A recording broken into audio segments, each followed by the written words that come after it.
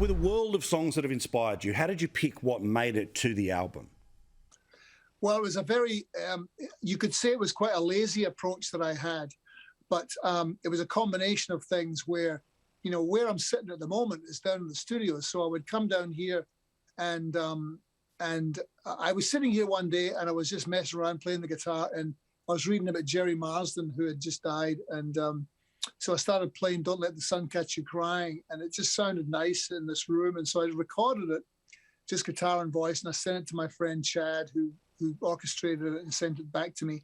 So that's how it started. But then I thought to myself, okay, everyone does covers records, and if I'm going to do a covers record, what will I do? And so I just kind of thought about songs that had particular meaning to me at different times in my life.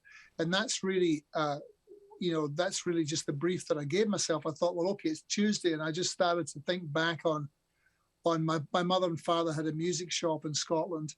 And then when we came to Australia in June '67, I remember walking across the gangplank, getting onto the ship and leaving our life behind, everything that we'd known.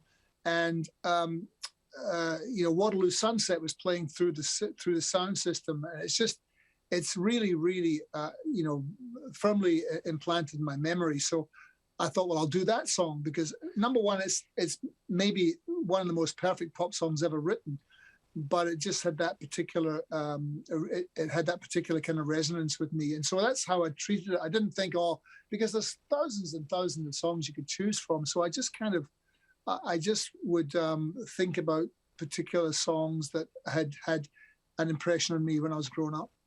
Of all of these, what's the song that represents the happiest time of your life?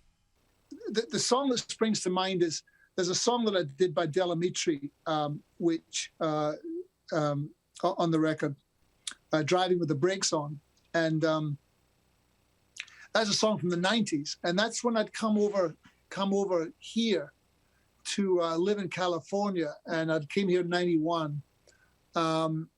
I wouldn't say that it was necessarily the happiest time in my life, but it was a time when I was starting to basically start my life again, and with a clean slate in another country, and trying to make sense of why I was here.